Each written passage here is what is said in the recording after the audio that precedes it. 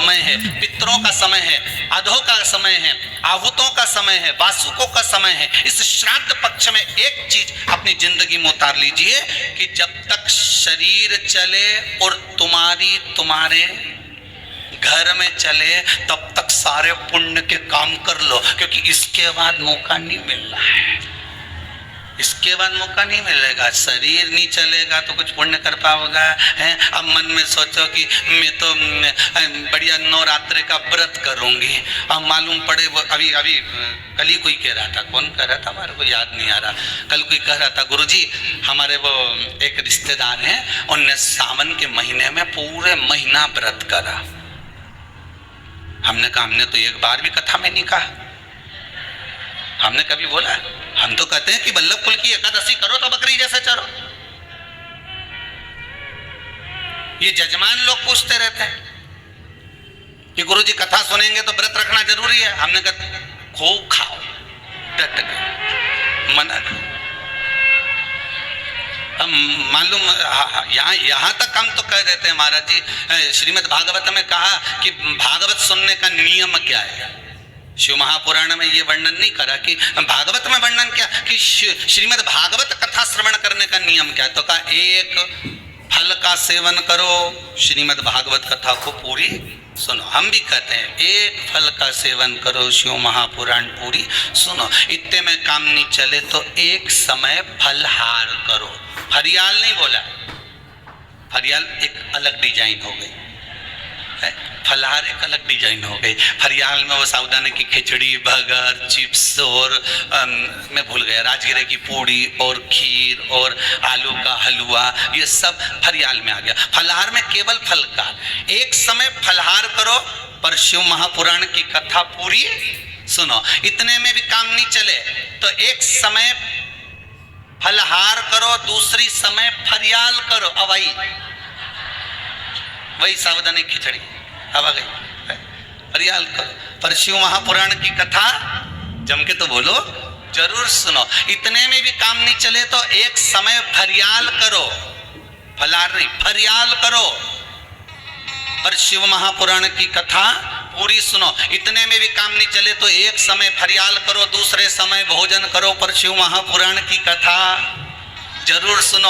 और अच्छे से सुन लो, इतने में भी काम नहीं चले तो दोनों समय भोजन करो, पर शिव महापुराण की कथा सुनो नहीं, जरूर सुनो। और इतने में भी काम नहीं चले तो कथा में जब जाओ तो टिफिन लेके बैठ जाओ, पर शिव महापुराण की कथा जरूर सुनो। पर कथा नहीं छोड़ना, अपन काय को कथा छोड़े। खाना न छोड़ा, पीना न छोड़ा, हरि भजन क्यों छोड़ दिया।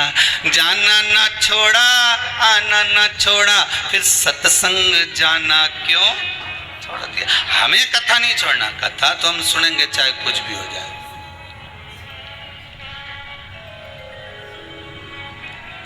चित्त वृत्ति में रख जाए कथा।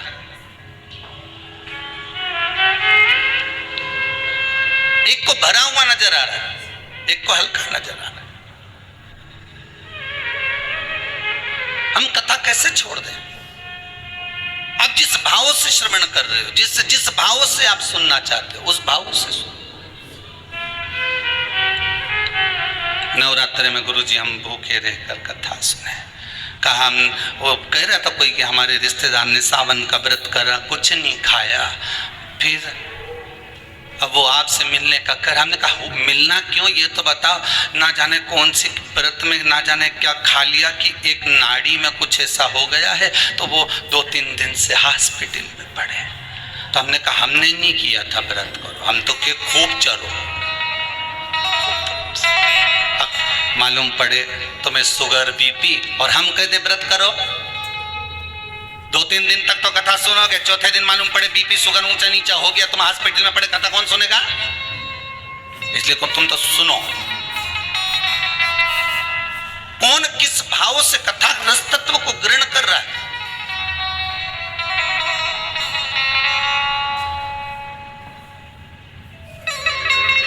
श्राद्ध पक्ष चल रहा है,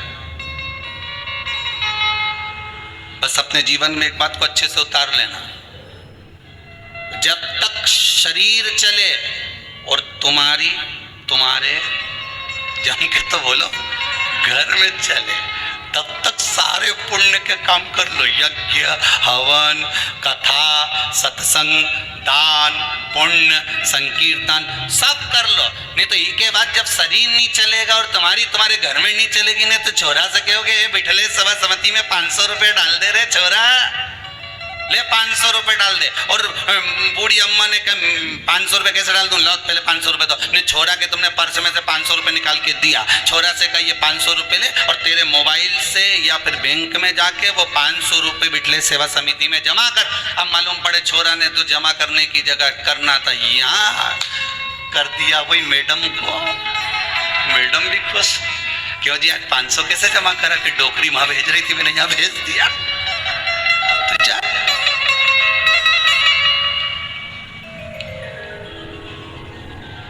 शरीर चले और तुम्हारी घर में चले, जब तक खूब पुण्य करो साहब, क्योंकि शरीर चलना जब बंद हो जाएगा, सही साथ नहीं देगा, तो फिर व्रत करोगे तो हो पाएगा? बोलो तोरी जीजियो, होगा कहीं?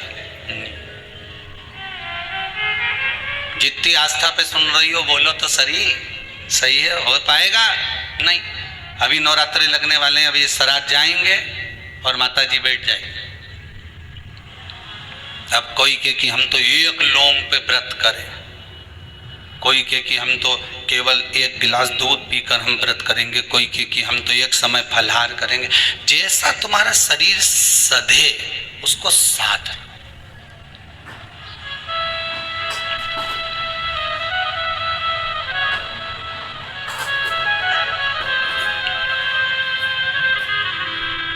जैसा शरीर सधे।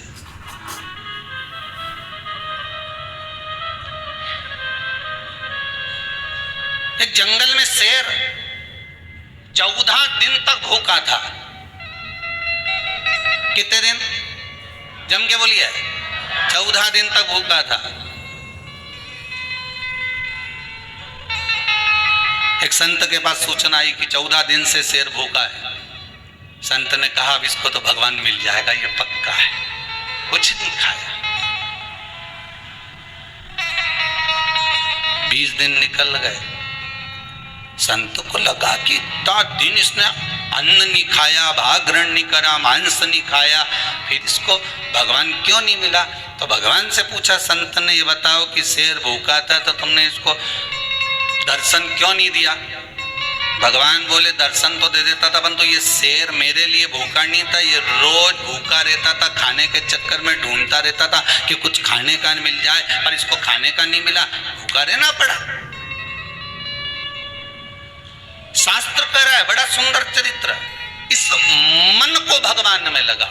तुम सोचो कि भूखे रह जाओगे तो भगवान मिल जाएगा। भगवान के भूखा रहने से मैं नहीं मिलता, मैं तो तेरे भीतर की जो काम, आसक्ति, तृष्णा, लोभ, विषय, वासना, झूठ, प्रपंच, छल, ये सब तू जब समाप्त कर देगा मैं मिल जाऊंगा।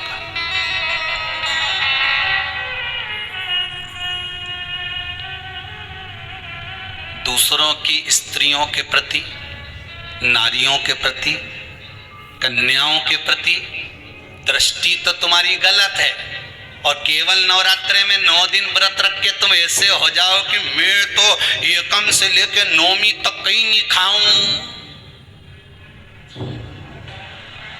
केवल नवरात्रे में ये उसी ने कहा है कि सावन के महीने में त्रिपुण लगा लिया, सावन के महीने में व्रत रख लिया, सावन के महीने में दाढ़ी बढ़ा ली, बाल बढ़ा लिया और सोचा कि मुझे शंकर जी मिल जाएगा। शंकर जी के या बरसाती मेंढक कौन के मैं अच्छे से पहचानू रे? भोलानाथ जी भी कहें के बरसाती के मेंढक कौन को मैं पहचानू, ये बरसात में ही निकले केवल, उसी तरह सावन में नजर आए। तो ये ढोंग और प्रपंच भगवान को प्रसन्न नहीं है। भगवान को प्रियता निर्मल मन सो मोहि पावा, मोहि छल छिद्र कपट ना भावा। भगवान को प्रियता क्या है? केवल एक निर्मलता का स्वभाव, निर्मलता का मन, चित्त, वृत्ति, तुम्हारा अच्छा भाव। भगवान को ये नहीं चाहिए कि तुम भूखे कितने हो, भगवान ये नहीं देखता कि तुमने कितने समय तक तप करा, भगवान तो ये देखता उस तप में तुमने मेरा ध्यान कितना करा। माता जी का अगर व्रत कर रहे हो तो तुम कितनी देर माता की स्तुति कर रहे हो, तुम कितनी देर भगवान का भजन कर रहे हो, तुम कितनी देर भगवती स्मरण कर रहे हो। मालूम पड़े स्तुति करी कुछ नहीं और व्रत बहुत लंबा रखा, भगवान कैसे मिलेगा? साल भर, पूरे वर्ष भर नारियों को, स्त्रियों को, अन्यों को निहारते रहे और सबके लिए गलत सोचते रहे, और मालूम पड़े नवरात्रे में मैंने 9 दिन व्रत रख लिया, अब 10वें के दिन कौन छोड़े? एकादशी का व्रत और करूंगा, फिर 12दशी के छोड़ूंगा। कहीं कहीं का ऐसा भी बेरू है। उस चित्तवृत्ति में तुमने भगवान को कितना रिझाया? तुम करो व्रत, खूब करो, डट के करना। तुम दान करो, डट के करो, कोई दिक्कत नहीं। तुम कमाई करना तो भी डट के करना। तुम्हें जो करना है अच्छे से करो, दिल से करो। पर जितने दिल से तुम कमाई करते हो, जितने दिल से तुम दूसरा कार्य करते हो, उतने दिल से अगर आप व्रत कर रहे हो तो उस व्रत में उतने ही दिल से भवानी का स्मरण भी करना, शंकर का अनुमोदन भी करना, राम और कृष्ण का भजन भी करना, भगवत भक्ति में उतना डूबना जिससे परमात्मा तुम्हें प्राप्त हो जाए।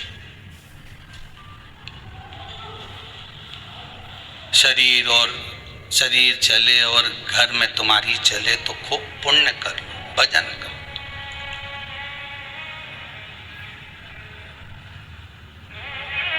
कईयों की तो टीवी देखते समय टीवी के सामने ही नहीं चले।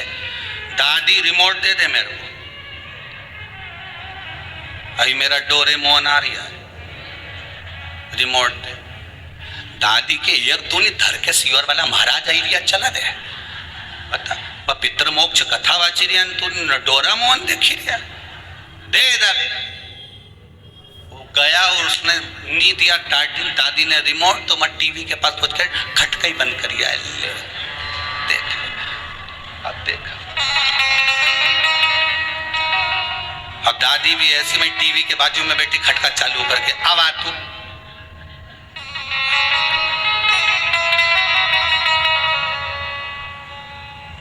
देखो एक बात आपको कहें, छोटे बच्चों को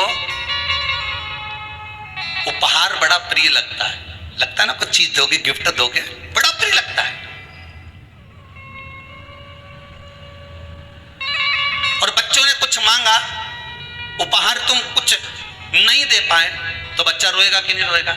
अरे बोलो तो जम के, इतनी दूर गई थी, सीहोर गई थी, कथा सुनने गई थी, मेरे लिए क्या लाई? अब उसको समझाओ कि भैया सीहोर तो माँ कुबेरेश्वर धाम से 12 किलोमीटर दूर था, वहाँ जंगल में तो महाराज ने कुबेरेश्वर महाराज के बिठाया, वहाँ ना तो बिस्कुट मिले ना चिप्स मिले ना वहाँ पर कच्छु मिले, बस दोनों टाइम महाराज जी भोजन करा दे, एक बार नाश्ता करा दे, 2 बार चाय पिला दे, छुट्टी।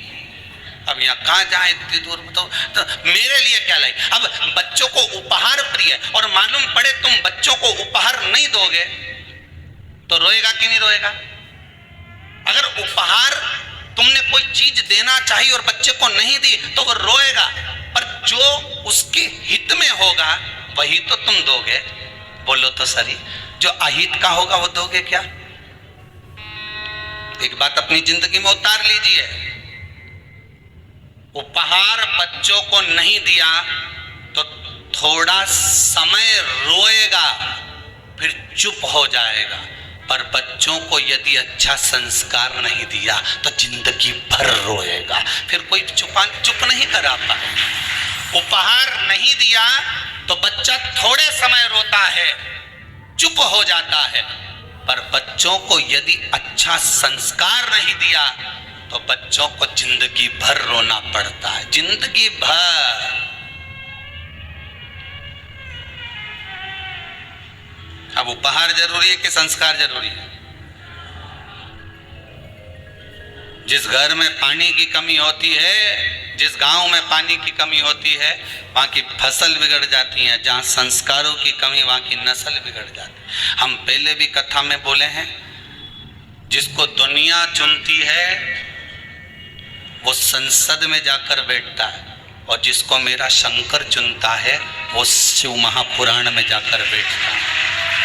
अगर आप भी टीवी के सामने, भले आस्था चैनल के सामने शिव महापुराण की कथा को, पितृमोक्ष शिव महापुराण की कथा को इस पावन पितृ शांति यज्ञ का दर्शन कर रहे हो, पितृ शांति हवन का दर्शन कर रहे हो, इन ब्राह्मणों के द्वारा निर्मित इस पावन 24,000 श्लोक की इन आहुतियों का दर्शन कर रहे हो, शिव महापुराण का दर्शन कर रहे हो, ब्राह्मण भोज का दर्शन कर रहे हो, भोजन भंडारे का दर्शन कर रहे हो, गौ माता का दर्शन कर रहे हो, तो भाग्यशाली समझना।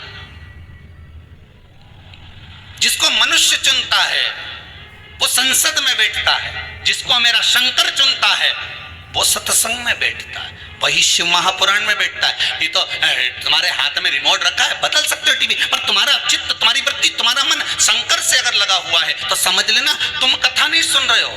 अगर आपका मन कथा में लगा हुआ है तो आप कथा नहीं सुन रहे हो, शंकर कथा को श्रवण कर रहे हैं, शिव सुन रहे हैं। और आपके घर में अगर टीवी चल रही है, शिव महापुराण की कथा मोबाइल पर, फेसबुक पर, यूट्यूब पर या टीवी पर चल रही है, उसका जो वॉल्यूम बढ़ा हुआ है, उसके शब्द जैसे सिंह गर्जना करता है, शेर धाड़ता है, तो छोटे छोटे जीव भाग जाते हैं, हिरण आदि छोटे छोटे भाग जाते हैं, हिरण आदि छोटे छोटे पक्षी पशु भाग जाते हैं। उसी तरह जब शिव महापुराण के शब्दों की गर्जना होती है तो ना जाने कितने पाप कर्म हमारे चले जाते हैं और ना जाने कितने जीवों का कल्याण हो जाता है मात्र उसकी गर्जना से, मात्र शिव महापुराण के स्मरण से, शंकर के अनुमोदन से। ब्रह्मा जी ने केवल एक उनकी चित्तवृत्ति से विचार कर लिया, ब्रह्मदेव ने। ब्रह्मा जी विचार करे कि मुझे आधा आधा बनाना था, तो ब्रह्मा जी ने दोनों को जोड़ के बना दिया। अब जो जोड़ के बना ना वो किन्नर उत्पन्न हो गए, आधा पुरुष आधा स्त्री। भगवान विष्णु जब भगवान देवादिदेव महादेव के साथ निकले, भ्रमण के लिए आए, उनने देखा किन्नरों को देखकर भगवान विष्णु को हंसी आ गई। भगवान शंकर को अच्छा नहीं लगा, प्रभु ये आपने गलत कर दिया, आप हंसे क्यों इन पे? कि भगवान विष्णु बोले भगवान महादेव जी से, आपने बोला था सृष्टि को रचने के लिए, आपने कहा था आधा पुरुष बनाना आधा स्त्री बनाना, ब्रह्मा जी ने दोनों को भेला करके बना दिया। अभी आपको कथा में कहा जिसकी बुद्धि में जैसा होगा कथा वैसी मिलती है। आप अच्छा सोचकर कथा सुनोगे तो आपको अच्छी मिलेगी। आपने कथा में अगर बैठे हो और बुराइयां छाटना चालू कर दी कि महाराज जी ने क्या बोला, क्या नहीं बोला, क्या करा क्या नहीं करा, तो तुम केवल बुराई छाटने बैठे हो तो बुराई ही मिलेगी।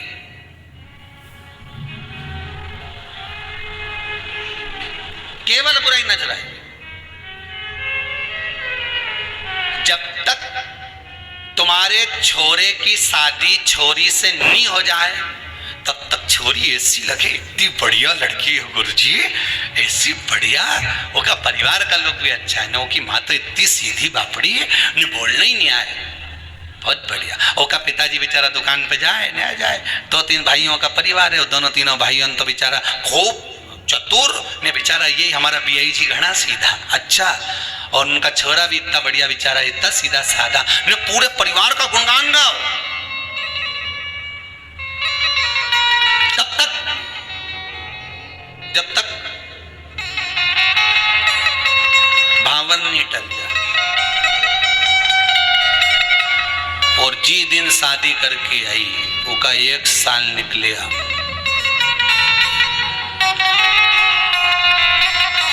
उसके बाद तो मोबाइल पे बात करने की भी डिजाइन बदल गई।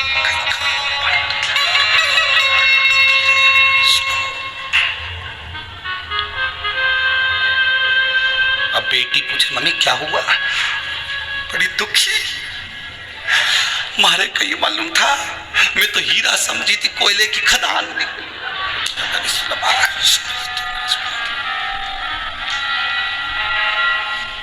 ऐसो कोई नहीं रे या हीरा को परखियो राम, कोई नहीं रे। अभी तुम्हारी दृष्टि अच्छी थी इसलिए उसकी माता भी अच्छी लग रही थी, बोलो सही है कि गलत है? अभी तुम्हारी दृष्टि अच्छी थी इसलिए उसके पिता भी अच्छे लग रहे थे, बोलो सही है कि गलत है? तुम्हारी दृष्टि अच्छी थी, तुम सीधी थी इसलिए सामने वाले सीधे नजर आ रहे थे। बहू आने के बाद तुम टेढ़ी हो गई तो जम के बोलो सामने वाला भी टेढ़ा हो गया। दृष्टि का भेद है महाराज, इसके सिवाय कुछ भी नहीं है। अब क्या कह रही है, ये सब उसकी माँ सिखा रही है।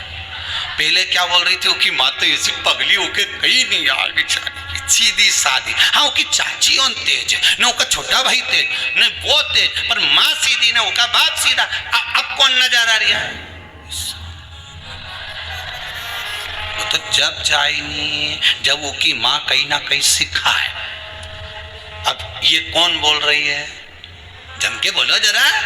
सास बोले तो हम सासू से ये पूछे, ईमानदारी की बात बताओ, दृष्टि का भेद है। काला कलर का चश्मा पहनोगे तो सब काले ही नजर आएगा, धर्म का चश्मा पहनोगे तो सब धार्मिक नजर आएगा, पुण्य का चश्मा पहनोगे सब पुण्यवान नजर आएगा, चोरी का चश्मा पहनोगे सब चोर नजर आएगा, संस्कारवान का चश्मा पहनोगे सब संस्कारवान नजर आएगा। धर्मात्मा को धर्मात्मा दिखता है, पुण्यात्मा को पुण्यात्मा दिखता है, पापी को पापी दिखता है, कपटी को कपटी दिखता है, बेईमान को बेईमान दिखता है, छली को छली दिखता है, प्रपंची को प्रपंची दिखता है, झूठे को झूठा नजर आता है। जैसी आपकी दृष्टि होगी सामने वाला वैसा नजर आएगा। आप टेढ़े हुए तो सब जम के बोलो टेढ़े ना जताने लगे। आप बुराई देखना बंद कर दो। हमारी बहू जैसे पहले बोलती थी ना, इतनी बढ़िया है, इतनी बढ़िया, सब बढ़िया है, सब आनंद है, सब चीज में। अब अच्छा देखो तो सरे। अरे वाह, दुर्योधन को कोई अच्छा ही नहीं मिला।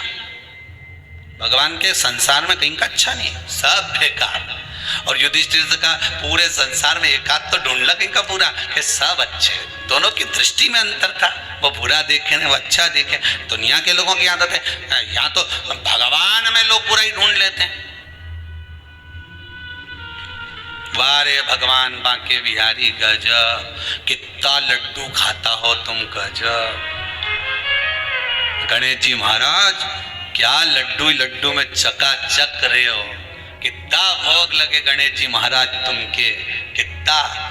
गणेश जी महाराज मन में सोच रहा है मेरी जगह आके तो बैठे एक बार, न हिलूं न डुलूं, बस ऐसे ही बैठे रहे। आके बैठ जरा एक बार, मालूम पड़ जाएगा कि लड्डू खाऊं कि नहीं खाऊं। इतना लोग मेरा दर्शन करने आए, इतना प्राण खा जाए कि लड्डू खाने की फुर्सत ही नहीं मिले। कई लड्डू खा।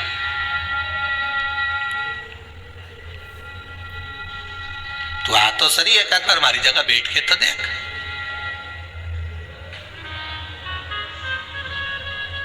मैं 3 घंटा कथा में बैठे बस सियोर वाली महाराज की, तो बाबा रामदेव का सारा आसन लगा ले तो। और मेरे से कि गणेश जी तुम सुखी, गणेश जी के महाकाय का सुखी है, तो बैठा बस सूंड लगाई। और उनने तो बस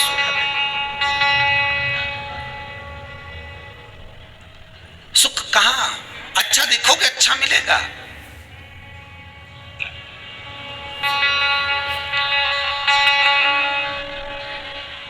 कितना खर्च करने के बाद भी सुख का अनुभव नहीं होता। शादी में कितना खर्च करते हो? 2-4-5 लाख रुपए, तो बड़ी बड़ी शादियों में तो 50-50 लाख खर्च हो जाता है, 5-10 लाख खर्च हो जाता है।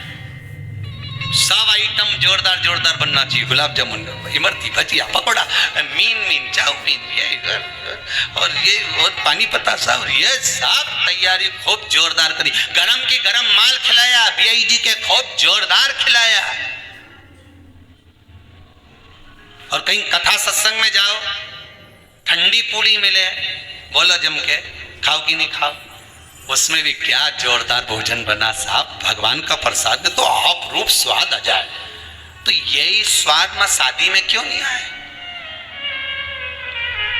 लाखों रुपए खर्च करे, कितना खर्चा करा।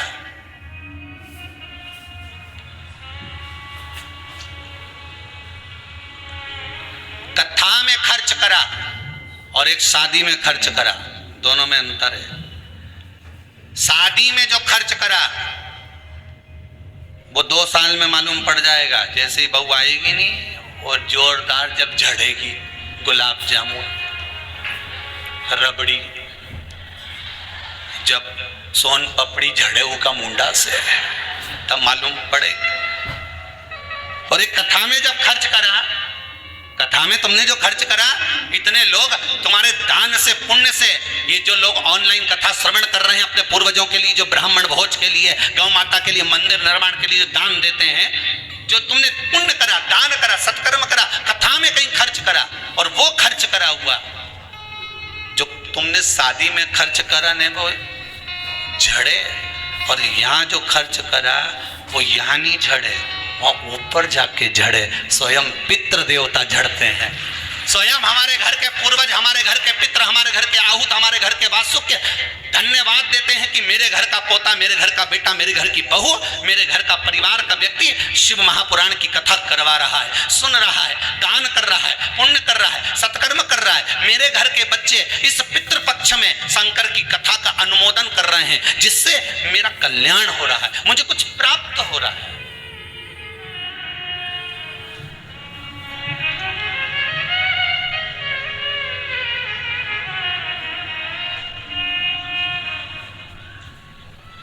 कुछ मिल रहा है, आपकी बुद्धि जैसी होगी, चित्तवृत्ति जैसी होगी, वैसा हमें प्राप्त हो रहा है, वैसा हमें मिल रहा है। अच्छा, एक बात तो समझ में नहीं आए मेरे को कि ये अभी तो अपन फिर भी समझ जाएगा, जो अभी की पीढ़ी है ना, ये तो समझ जाएगी कि एकम का श्राद्ध, ने द्वितीया का श्राद्ध, ने तृतीया का श्राद्ध, ने चतुर्थी का श्राद्ध, ने पंचमी का श्राद्ध। पर इनके जब अंग्रेजी स्कूल में पढ़ा देंगे और ये जब आप विदेश में नौकरी करने जाएंगे तो कहीं तुम्हें याद करे?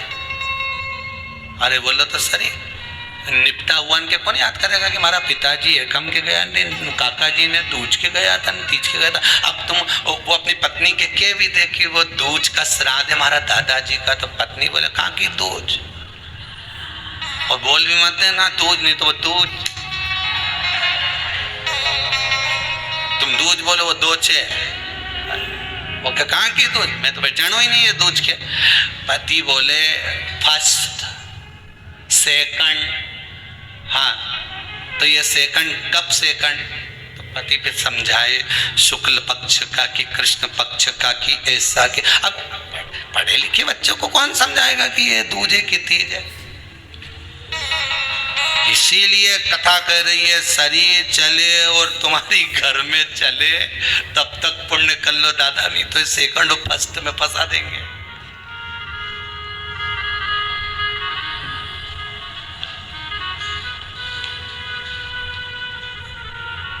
कहीं नहीं जाए। पहली रोटी किसकी बनती घर में?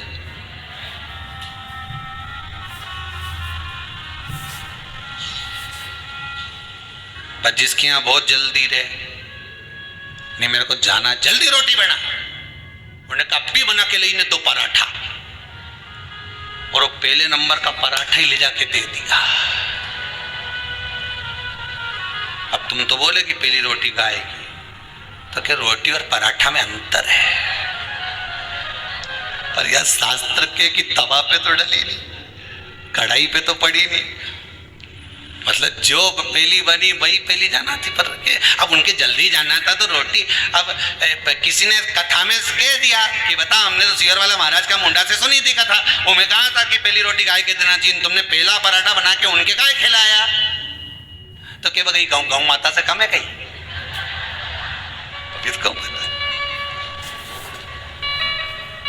पहली रोटी गाय को। 16 श्राद्ध में, श्राद्ध पक्ष में जो लोग गया जी नहीं जा सकते, ब्रह्म कपाली करने नहीं जा सकते, किसी जलाशय पर जाकर तर्पण तिलांजलि नहीं कर सकते, तो गरुड़ पुराण कहती है 16 श्राद्ध में 16 दिन तक गया फाल्गुन नदी का पूरा पुण्य, गया सुर का मुख का हस्त कमल का पूरा पुण्य गाय माता के मुख में आकर विराजमान हो जाता है।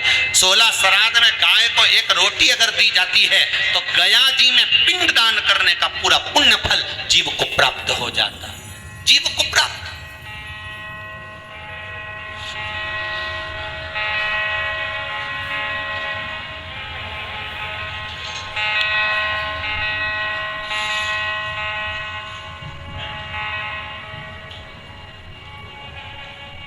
पूरा पुण्य प्राप्त हो जाता है। अगर गया नदी नहीं जा सकते, फाल्गु पर नहीं जा सकते, गया का पिंड करने नहीं जा सकते, 2 चीजें अपने जीवन में उतार लीजिए। एक 16 श्राद्ध में हमें गाय को रोटी देना है, खूब तला हुआ, खूब पका हुआ, खूब घी में या तेल में तरबतर गौ माता को नहीं देना। उसका कारण क्या है वो भी समझ लीजिए। रोड पर कॉलोनियों में जो गाय घूमती, इन रोड पर कॉलोनियों में घूमने वाली गाय जगह जगह पर पॉलीथीन वगैरह खा लेती है। वो लोग खाती कि नहीं खाती? पॉलीथीन जब गाय खाती है तो उसके पेट में जम जाता है, उससे गाय के पेट में कैंसर हो जाता है। उसको तुम अच्छा पदार्थ खिलाओगे तो गाय हो सकता है कि बीमार पड़ने लगे। इसलिए ज्यादा घी का, तेल का कोई पदार्थ गौ माता को ज्यादा ना दीजिए। इसलिए हमने जैसे आपको कहा कि निःशुल्क पितरों की शांति के लिए जो कोरोना में शांत हो गए उनके लिए ये यज्ञ रखा है, हवन रखा है। हमने तुरंत आशीष जी को, समीर जी को ये बात कही कि ये काम करो, साथ में हवन तो चल ही रहा है, थोड़ी सी लापसी तैयार करो और लापसी तैयार करके गौ माता को प्रतिदिन जो जो शांत हुए उनके निमित्तार्थ थोड़ा थोड़ा सा गौग्रासी जाए पर जाना चाहिए। एक हवन वो जो अग्नि में साकल्य छोड़ी जा रही है, जो गाय का घी छोड़ा जा रहा है और पितरों को मिल रहा है, और दूसरा गौ माता के 16 दिन तक 16 श्राद्ध में मुख में गया क्षेत्र रहता है। गया जी और ब्रह्म कपाली के पिंड का दान पुण्य अगर कहीं प्राप्त करना है तो गाय के मुख में मिलेगा। गाय के मुख क्यों दी जाता है कौवा को भोजन? श्राद्ध पक्ष में कौवे को भोजन क्यों दिया जाता है? क्यों छत पर ले जाकर रोटी का टुकड़ा डालते हैं? काशी, कांची, अवंतिका, अयोध्या आदि जितने पावन क्षेत्र हैं, जगन्नाथ, द्वारका, रामेश्वरम, बद्री नारायण, जितने जितने पुण्यशाली क्षेत्र हैं, मथुरा आदि जितने, वृंदावन आदि जितने पुण्य क्षेत्र हैं, शिव महापुराण की कथा में, स्कंद पुराण में लिखा है कि जितने पुण्यशाली क्षेत्र हैं, सारे पुण्यशाली क्षेत्र, चाहे चित्रकूट हो, अयोध्या हो, काशी हो, उज्जैनी हो, त्र्यंबकेश्वर हो, जितने पुण्यशाली क्षेत्र हैं, सारे पुण्यशाली क्षेत्र में पिंडदान होता है। बोलो मालूम है कि नहीं आपको? मालूम? सब दूर तर्पण होता है, सभी जगह पिंड होता है, सभी जगह तर्पण होगा, पिंड होगा। तो श्राद्ध पक्ष में तुम इतनी सारी जगह जाकर तर्पण कर सकते हो क्या? जम के बोलिए, नहीं कर सकते। इतनी सारी जगह जाकर पुण्य कर सकते हो क्या? नहीं कर सकते। इतनी सारी जगह जाकर तुम ब्राह्मण को भोजन करा सकते हो क्या? नहीं। इतनी सारी जगह जाकर ना पिंड दे सकते, ना तर्पण कर सकते, ना पुण्य कर सकते। अब ये 16 दिन में इतने तीर्थ कितने हजारों में तीर्थ, इतने तीर्थ में जाकर कहां पुण्य करोगे, कहां पिंड दोगे? तो उसका एक निर्णय निकाल दिया कि पितरों के देवता आर्यमा कौवे पर बैठते हैं। काय पे बैठते हैं? कौवे पर। तो एक काम करो, जब हम पितरों के देवता आर्यमा कौवे पर बैठकर पितृ लोक से 16 दिन जब भ्रमण के लिए निकलते हैं तो घूमते हैं, तो क्यों ना एक काम करें कि कौवे के लिए भोजन छत पे डाल दें। हमारे छत का कौवा जब अन्न का भाग ग्रहण करेगा, पितरों के देवता को बिठाकर जब घूमने के लिए निकलेगा, तो जहां जहां घूमने जाएगा, जब जब बीच में कोई तीर्थ पड़ जाएगा, तो वहां के पिंडदान का फल हमको मिल जाएगा। इसलिए कौवे को भोजन कराया जाता है।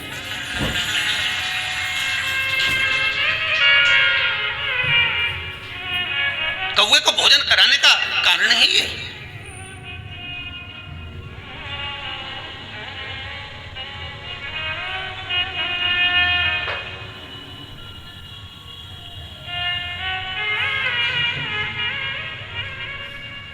अभी गणेश जी विसर्जन हुए, गणेश जी को जल में विसर्जन किया, तो आपके मन में प्रश्न तो खड़ा होगा, आया तो होगा कि गणेश जी के 10 दिन तक बिठाओ, नित्य पूजन करो, ने पाठ करो, ने अर्चना करो, ने 10वें दिन के करो, वो भी पानी में कर दो, पानी में विसर्जन करो। तो ये कहां लिखा कि जल में विसर्जन करो? श्रीमद् भागवत पुराण की रचना जब वेद व्यास जी महाराज करने के लिए बैठे, वेद व्यास जी ने सुखदेव जी से कहा कि मैं मंत्र बोलूंगा, मैं श्लोक बोलूंगा, इसको लिखेगा कौन? तो सुखदेव जी ने बोला गणेश जी से विनती करो।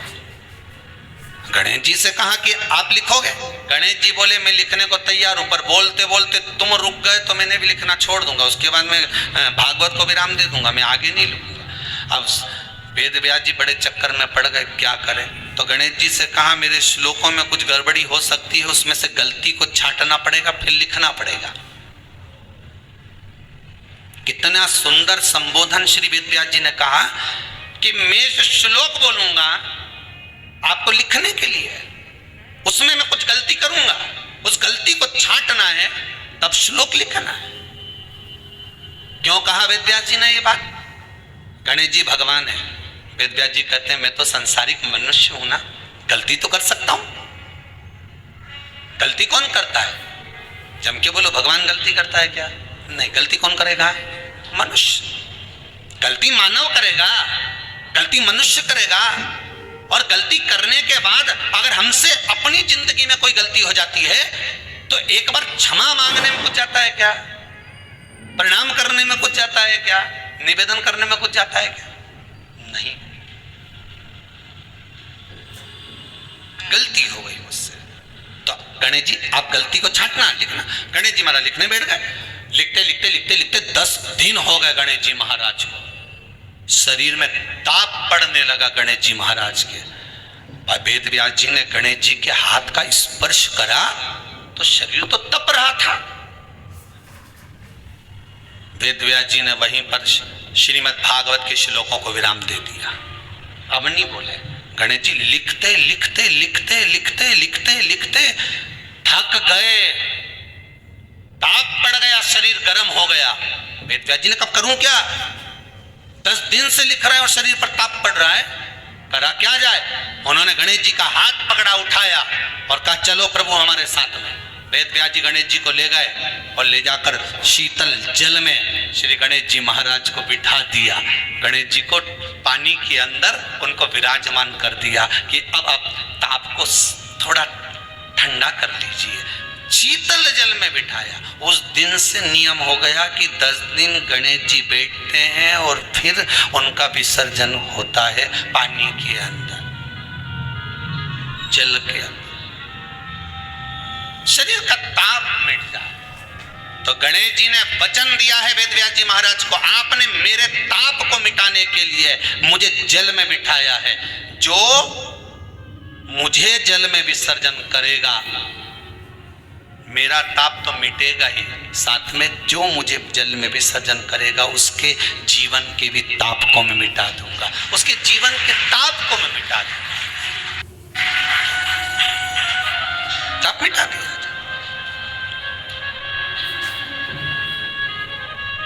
पर करो गणेश जी का विसर्जन, मना नहीं है हो, पर अच्छे से करो रे हो। अब मत छोरा छोरियों तो निशाना लगा है, वो हमारा गणेश जी जय दिया,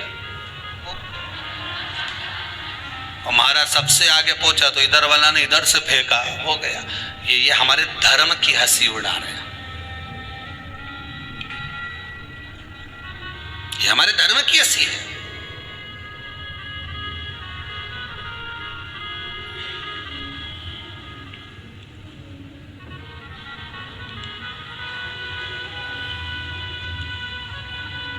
धर्म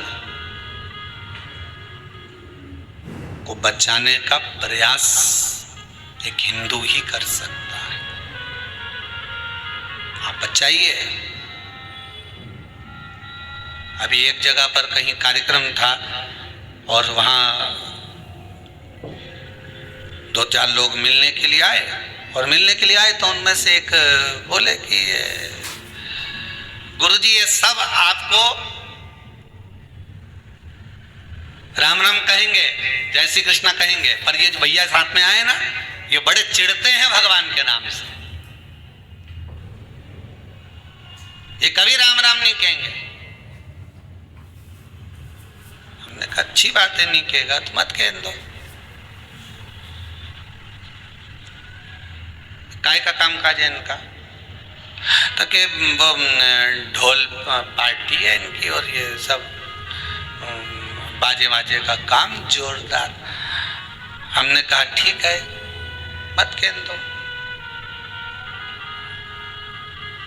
तो हमने भी प्रैक्टिकल करके देखा, भैया राम राम नहीं बोला, हमने कहा जय श्री कृष्णा नहीं बोला, हमने कहा हर हर नहीं बोला।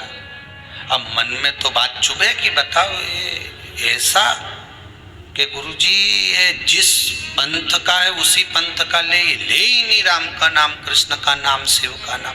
हमने भी मन में सोचा, रे महादेव तूने अच्छे अच्छे बेहरू के सुधार दिया दादा, ये कहां से आया।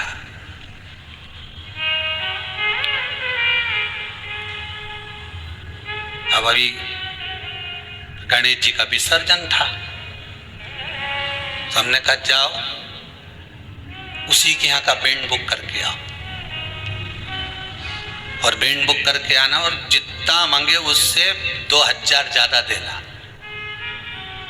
और 2000 ज्यादा दिया, वो बैंड पे आए। अब वो हमने छोरा उनसे किया, जाओ जरा बोल के आओ कि पापियों के नाश को, धर्म के प्रकाश को, राम जी की सेना चल, जरा भजन गा। अब वो माइक दिया, उन्हें गाया। हमारे साथ में जो चल रहा था, जो कि राम नहीं बोले, हमने कहा बोला राम, बोला राम, बोला। तो उसको गुस्सा आ गई, जिससे हमने कहा देख वो राम बोला, तो ये तुरंत उसके पास गया छोरा, क्यों रे तू तो राम जी का नाम नहीं लेता था, अब कैसे लिया। पैसा मिला है तो बोलना तो पड़ेगा।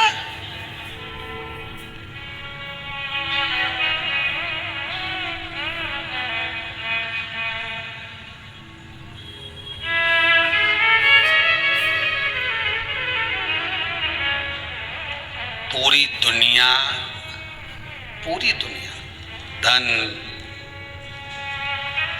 रुपया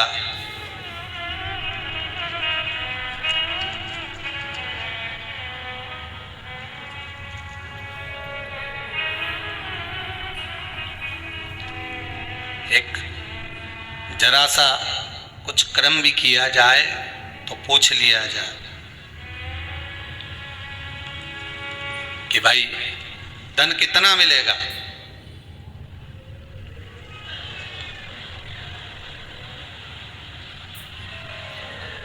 कितना प्राप्त होगा। परख किया गया, भजन काम आ गया। कई कई माताएं आके कहती है हमारी बहू को कोरोना हो गया, कोई कहे हमारे इसको कोरोना हो गया। मोहल्ले में, सोसाइटी में, गली में, परिवार के लोगों को होना चालू हो गया था गुरुदेव। पर शंकर की कथा सुनते रहे तो विश्वास था कि मुझे नहीं घेर सकता। ये विश्वास आपका जीत गया। धन सब जगह पर काम आ सकता है, पर धन मृत्यु की सैया पर काम नहीं आता। वहां केवल तुमने जो शिव महापुराण की कथा सुनी है, तुमने जो दान करा है, तुमने जो पुण्य करा है, तुमने जो सत्कर्म करा है, तुमने जो भजन किया है, जो तुम यहाँ आकर, ये कई कई माताएं अभी श्राद्ध पक्ष में जो कथा चल रही है, यहाँ आकर कई बर्तन की सेवा दे रही, मांजने में, कई भोजन बनाने में सेवा दे रही, कई कोई सेवा दे, कोई कोई सेवा दे।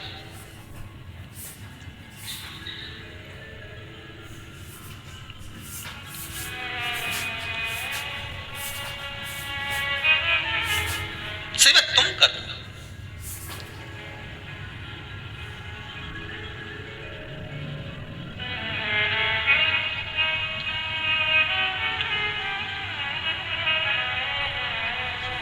कहा कार्यकर्ताओं ने कहा गुरुजी भोजनशाला में एक दो हलवाई और बढ़ाई लो, ने कोई आए तो जिमाने में काम आ जाए, ने दो चार खाना परसने के लिए भी आदमी धर लो। हमने कहा फिर ये बाकी का सबके खाने आएगा कि हमारी ये कई लगन पत्रिका में आया। तुम ही बनाओ, तुम ही खिलाओ और तुम ही खाओ। किसके दरवाजे पर आए हो? यहाँ सियोर वाला महाराज के यहाँ नहीं आया हो। इतना ध्यान रखना, तुम अपने अपने पूर्वजों को पार लगाने के लिए आए हो, शिव महापुराण की कथा सुनने आए, यज्ञ का दर्शन करने आए, 2 आहुतियां यज्ञ में पटकने आए, तो तुम ये सियोर वाला महाराज के यहाँ केवल तुम आए हो तो शंकर जी के दरवाजे पे आए, उसका एक एक कंकर शंकर है। तुमने जो पुण्य करा, दान करा, सत्कर्म करा, सब तुम्हारे लिए करा। तुमने अगर यहाँ बर्तन भी धो दिए तो ना जाने कितने नरक धो दिए तुमने, ये तो विचार करो, कितने पार लगा दिए। अगर तुम ब्राह्मणों को भोजन करा रहे हो, दक्षिणा दे रहे हो, दान दे रहे हो, तुम कर रहे हो, हमारे लिए नहीं, अपने लिए। फिर वही वाली बात आ गई ने, शरीर चले और जब तक तुम्हारी नहीं तुम्हारे घर में चले, दूसरे के घर में मत चला देना दादा। तुम दूसरे की बात तो करो ही मत, तुम तो तुम्हारी करो। जब तक शरीर चले ने तुम्हारे घर में चले, तब तक पुण्य कर लो। ये चीज के बात तो कोई भरोसा नहीं दादा, कोई भरोसा नहीं। भगवान से बस प्रार्थना करना, ये 2 लहर तूने दिखा दी ना कोरोना की, तीसरी मत दिखा दीजिए रे भोलानाथ। शिव महापुराण की कथा सुन रहा है, ये तीसरी के तू तीसरी आंख में समा ले, बहुत अब नहीं देखना। धन हर जगह काम आ जाएगा, पैसा हर जगह काम आ जाएगा, सत्ता हर जगह काम आ जाएगी, पर तुम्हारा पुण्य, तुम्हारा सत्कर्म, तुम्हारा भजन, तुम्हारा कथा श्रवण करना, तुम्हारा स्मरण, तुम्हारा दान, ये कहीं काम आएगा। तो तुम्हारे प्राण छोड़ते समय अंतिम क्षण में तुम्हारा किया गया सारा सत्कर्म का लेखा तुम्हारे सामने होगा। वसीयत तुम यहीं छोड़ जाओगे, पर वो जो लेखा पुण्य का है वो यहाँ छूटेगा नहीं। लोग कहते मुट्ठी बांधे आया जग में हाथ पसारे जाएगा। शिव महापुराण की कथा कहती है हाथ पसारे नहीं जाएगा, तेरे हाथ में वही पुण्य रख कर भेज दिया जाएगा जो तू कर कर जा रहा है, जो तू कर कर जाएगा।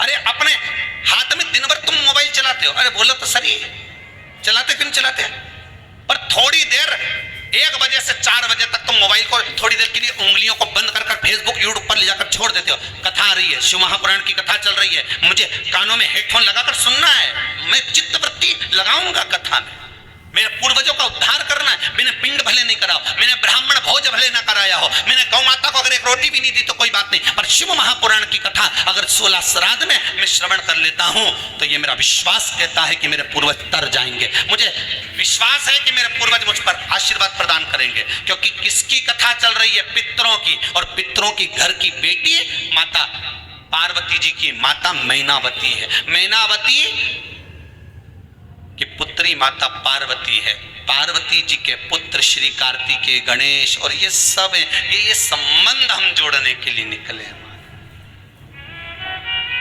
संबंध। और जब संबंध जोड़ने के लिए निकले हमें कुछ तब हमारा भगवान शंकर करुणा सागर त्रिकालदर्शी कैलाशी अविनाशी भगवान ओगढ़ दानी त्रिकालदर्शी कैलाशी शिव बाबा शुद्ध।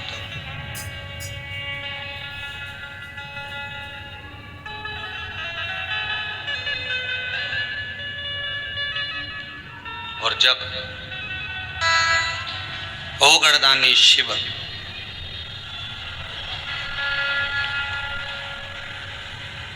मेरे त्रिकालदर्शी कैलाशी शंकर को जिसने रिझा लिया, पितर रिझ गए।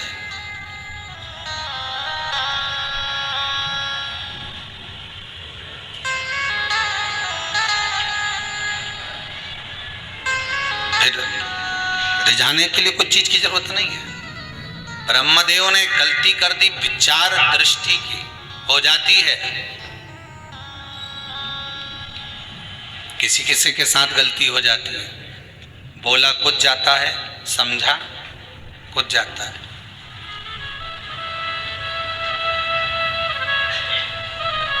बोला कुछ समझा कुछ, हो जाती है कभी कभी। अब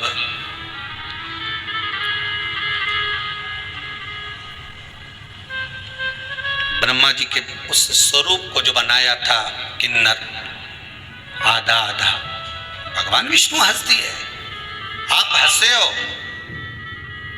आपको भी एक बार किन्नर बनना पड़ेगा। द्वापर में कृष्ण अवतार के समय पर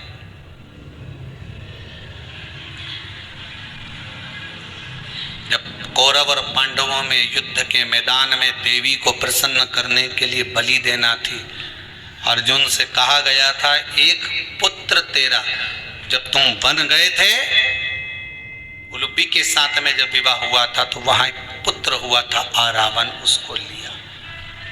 आरावन का संबोधन था दादाजी मैं मरने को तैयार हूं पिताजी, पर एक बात है मैं कुंवारा नहीं मरना चाहता। शिव महापुराण की कथा कहती है कि विवाह के बाद जो मरे उनका तो श्राद्ध भी हो जाता है, तर्पण भी हो जाता है, तिलांजलि भी हो जाती है। ब्राह्मण भोज कराया तो ब्राह्मणों के भोजन का पुण्य भी उनको मिल जाता है। किसी को अन्न दान दिया तो अन्नदान का पुण्य भी मिल जाता है। पर आरावन कहता है कि अगर मैं कुंवारी अवस्था में मर गया तो ना तो मेरा पिंड होगा, ना मेरा तर्पण होगा, ना मेरी तिलांजलि होगी, ना ब्राह्मण भोजन करेंगे तो उसका भाग मुझे मिलेगा, ना आप तीर्थ करने जाओगे तो उसका भाग मुझे मिलेगा, ना कोई सत्कर्म का भाग मुझे मिलेगा। अधोगति में मरे हुए व्यक्ति को भाग कैसे मिलेगा? कुंवारी अवस्था में मरने वाले को क्या मिलेगा? ये कई लोग कह देते हैं हम तो बड़े परेशान हो गए, कोई 10वीं में पास नहीं हुआ, कहीं का 12वीं में फेल हो गया, कहीं कोई एग्जाम में बैठा था, कंपटीशन एग्जाम में बैठा था, कोई नौकरी की तैयारी कर रहा था, नहीं हुआ, मर गया। अरे भैया सारे टिकट फुल हैं तो ट्रेन में चढ़ोगे तो बाथरूम में बैठना पड़ेगा। बोलो सही है कि गलत है? अरे जम के तो बोलो सही है कि गलत है? अब बाथरूम में बैठकर जाना पड़ेगा और वहां भी धक्के खा रहे लोग, कह रहे चलो बाहर निकलो, हमें अंदर जाना है। फिर बाहर निकला, भैया फिर टीसी, फिर चले गया, टीसी ने आवाज लगी चल निकल बाहर, नहीं निकल, बाहर निकल, नहीं निकल, निकल आई, कौन है अंदर? नहीं,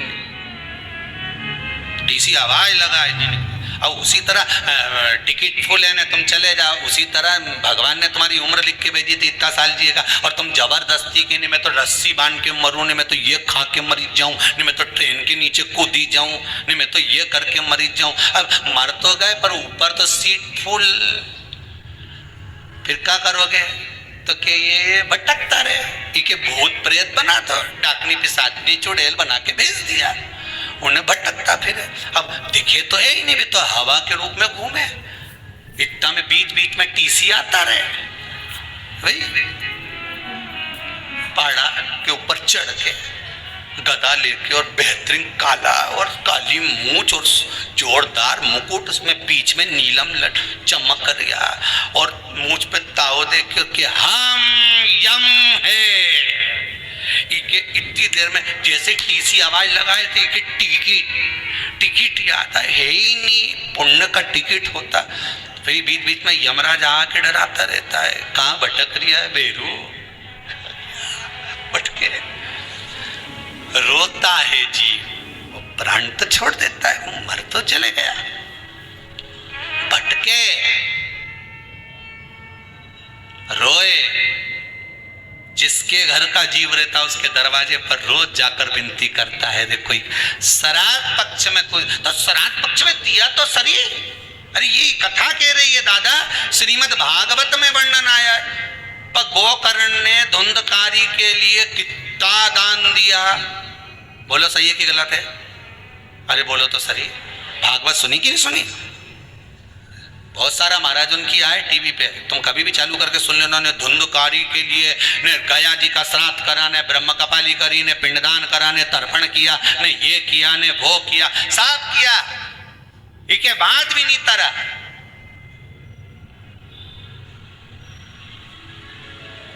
प्रेत की योनि में भटक रिया। तो गोकर्ण ने पूछा सूर्य नारायण भगवान से, ये तो बताओ ये भटके क्यों?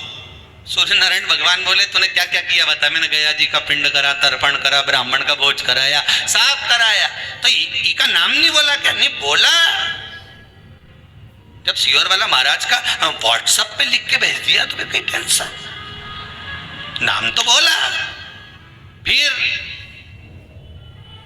मोबाइल नंबर नहीं लिखा, उन्होंने लिख दिया, ये भी लिख दिया, फिर गोत्र तक गोत्र भी लिखा। बस सूर्यनारायण भगवान बोले कहीं ना कहीं गड़बड़ी जरूर है, पता करो कि गड़बड़ी कहाँ है। तो क्या समझ में ही नहीं आ रही है कि गड़बड़ी कहाँ है? नाम भी लिया, जब गया जी में पिंडदान करो, कहीं ब्राह्मण के भोजन कराओ तो हाथ में चावल जल वगैरह लेके संकल्प छोड़ो कि नहीं छोड़ो, नाम ये न गोत्र ये, और जो संकल्प दिया तो नाम गोत्र सब बोला, फिर क्यों नहीं तरा? सूर्यनारायण भगवान की चिंता लग गई तो वे नारायण भगवान के पास पहुंचे, नारायण जी से पूछा प्रभु ये बताओ कि ये धुंधकारी तरे क्यों नहीं? इसका गया जी का श्राद्ध हो गया, इसकी ब्रह्म कपाली हो गई, ब्राह्मण का भोज हो गया, सब कुछ करा, गाय का दान भी करा, पर ये तरे क्यों नहीं? तो नारायण ने कहा हमारी नहीं समझ पड़ रही कि इतना गोत्र भी बोला, नाम भी बोला, पिताजी का नाम भी बोला कि माताजी का नाम भी बोला, पर तरे क्यों नहीं? तब नारायण पहुंचे भगवान शंकर जी के पास में, हर हर। शंकर जी ने पूछा, भोलेनाथ जी से पूछा, भगवान विष्णु ने, ये बताओ कि प्रभु ये धुंधकारी का नाम लिया, गोत्र लिया, गया जी का श्राद्ध करा, पिंडदान करा, ब्राह्मण भोज करा, सब कुछ करा, फिर ये तरे क्यों नहीं? शंकर भगवान ने उसी समय पर नंदी के बुलाया और नंदी के बुला के पूछा, इधर अरे नंदी अब तू बता कि ये क्यों नहीं तरे? हम जितना निर्णय यमराज करता है उतना ही निर्णय नंदी करता है। नंदी ने कहा प्रभु एक बात क्यों, थोड़ी अंदर की बात है। शंकर जी बोले चाहे अंदर की हो चाहे बाहर की हो, बोल दे जरा, जम के बोल जरा। तो नंदी ने तुरंत कहा प्रभु बात इतनी सी है कि जब जब पिंडदान करा, जब जब तर्पण करा, जब जब ब्राह्मण भोजन कराया, जब जब तिलांजलि करी गई, तब धुंधकारी का नाम धुंधकारी बोला गया। ठीक है, गोत्र आत्मदेव का बोला गया, आत्मदेव का पुत्र था ना, आत्मदेव का बोला गया। फिर गलती कहाँ हो गई? नंदी बोले गलती ये हो गई कि इसकी सहेली की संतान थी और उसकी गोदी लेके आ गई थी पैसा दे के। बोलो सही है कि गलत है? गोदी लेकर आ गई थी पैसा दे के। गोत्र बोलना था सहेली का, बोला जा रहा था इधर का, इसलिए तर नहीं पाया, इसलिए नहीं तरा, मोक्ष नहीं मिला। अब जितने लोगों ने भी व्हाट्सएप पे नाम लिखा ने गोत्र लिख के भेजा, अच्छे से भेजा है नहीं भाई?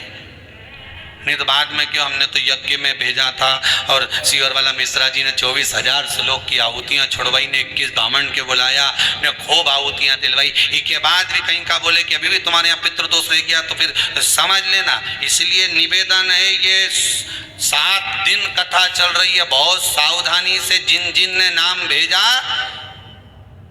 गोत्र लिखकर भेजा, सही भेजा। तो 21 ब्राह्मण जो यज्ञ कर रहे हैं सवेरे उठकर, वो लोग सबसे पहले संकल्प देते हैं गोत्र का कि आज इनकी आहुति है। तुम्हारे धन की मूलता नहीं है, उन जीवों को तारने की मूलता है।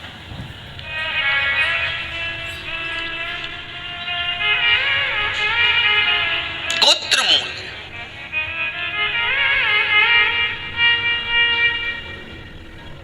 और जो गोत्र नहीं जानते उनसे तो हम इतना ही कहेंगे कि शिव जी का नाम ले लीजिए।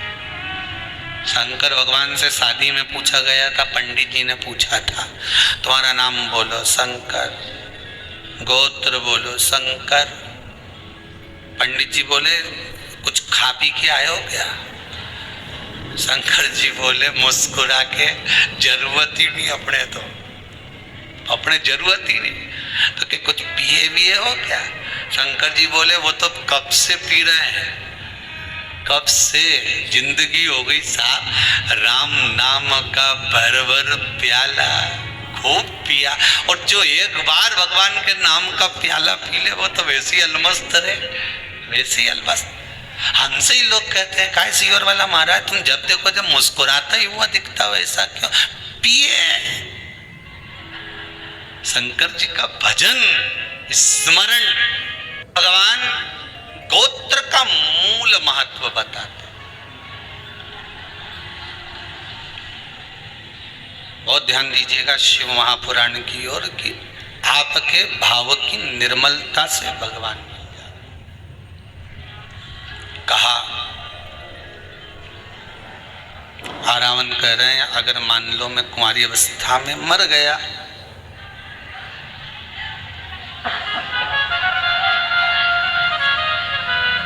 और कुंवारी अवस्था में चला गया मान लो, शिव कथा कहती है, तो फिर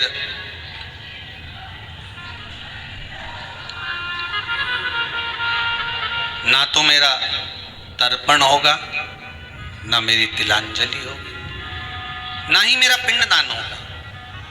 फिर मोक्ष कैसे मिलेगा? मोक्ष मिलने का भी तो कोई भाव हो। कहा और एक बात अपने भी जीवन में उतार कर रखिए। देखिए, कुंवारी अवस्था में मरने वाले जीव जो गर्भस्थ मर जाएं या कुंवारी अवस्था में चले जाएं, आप कितना भी इनके लिए दान दे लो, कितना भी आप पिंडदान कर दो, कितना भी इनके लिए आप ब्राह्मण भोज करा दो, इनका कल्याण जब तक नहीं है जब तक घर का कोई एक व्यक्ति, दो व्यक्ति जो भी है घर में, वो शिव महापुराण की कथा ना सुने। और एक बात बहुत ध्यान दीजिएगा, बाबा ने तो कृपा करी है कि श्राद्ध पक्ष में शिव महापुराण की कथा सुनने को मिल रही है। श्राद्ध पक्ष में मिल रही। और मेरा तो माताओं से विशेष रूप से निवेदन है, पुरुष वर्ग से तो है ही, नवयुवक बच्चों से तो है ही, गर्भस्थ दुनिया के लोग तो यहाँ 7 पीढ़ी की बात करते हैं कि 7 पीढ़ी में अगर कोई कुंवारी अवस्था में गया होगा तो उसको मोक्ष मिल जाएगा। यहाँ शिव महापुराण की कथा और उज्जैनी सांदीपनी ऋषि बाबा की वो पावन धरा पावंतिका उज्जैनी में भगवान शिव के मंदिर के उस दीवार पर लिखा हुआ है 71 पीढ़ी तर जाती है मात्र एक शिव महापुराण की कथा श्रवण करने वाले, करवाने वाले 71 पीढ़ी।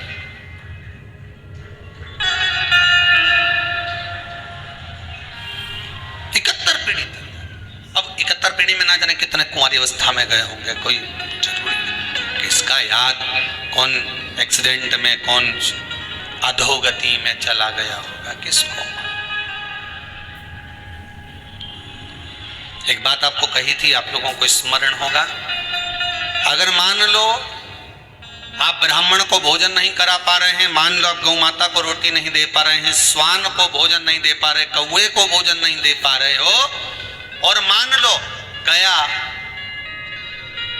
ब्रह्म कपाली या कहीं पिंडदान नहीं कर पा रहे हो, तिलांजलि तर्पण नहीं कर पा रहे हो, तो एक काम जरूर करना, जल के पात्र में 2 बूंद गंगा जल डालना और वो गंगा जल शंकर को रोज 16 दिन तक चढ़ाइए, पितृदोष समाप्त हो जाए।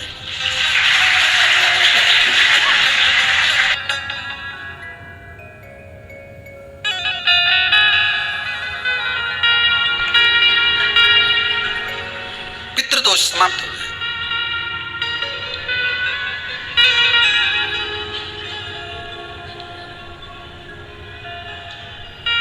प्रतिदिन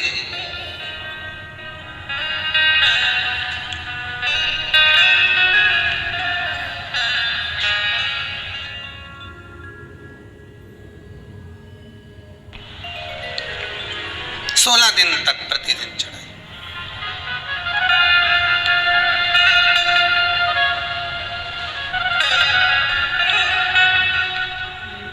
शिव महापुराण की कथा कहती है,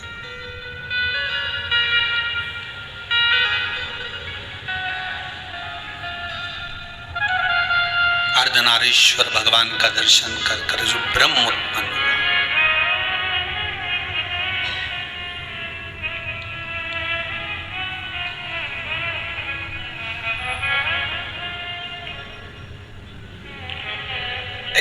उतारने का मौका,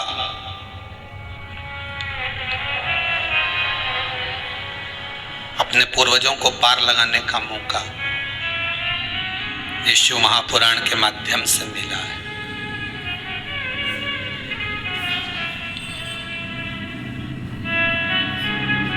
भगवान ने कृपा करी है, विश्वनाथ ने, शंभू ने।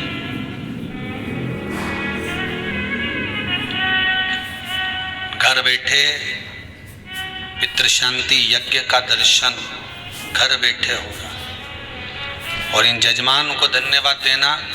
ये दोनों श्री सुरेश सत्यनारायण जी अग्रवाल और गोपाल मुक्तिलाल जी अग्रवाल जलगांव और औरंगाबाद से जो पधारे, साधु आता है इनको, तो इतना जनमानस को देश और विदेश में बैठे हुए ना जाने कितने जीवों को पार लगा देंगे साहब। और आपको भी धन्यवाद देता हूं जो आपने अपनी अपनी टीवियों की वॉल्यूम बढ़ाकर, आवाज तेज कर कर जो पूरे वायुमंडल में शिव पुराण को, शंकर की कथा को जनमानस तक जो जीव चले गए वो अपनों को नजर नहीं आते, पर वायु के रूप में ना जाने छोटे छोटे कण के रूप में रहते हैं, उनके कानों में ये सब बोधन जब जाता है तो तर जाते हैं।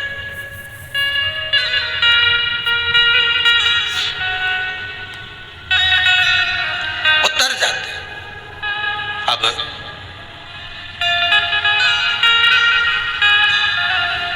शिव महापुराण की कथा में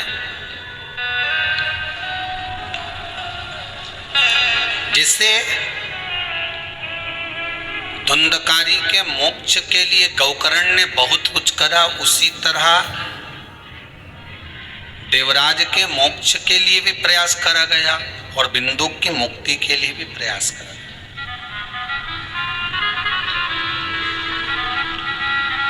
चंचुला देवी काशी में जाकर निवेदन करती है देवाधिदेव महादेव से कि प्रभु मेरा पति प्रेत योनि में पड़ा, पितृदोष है, ये आपको कैसे मालूम पड़ेगा?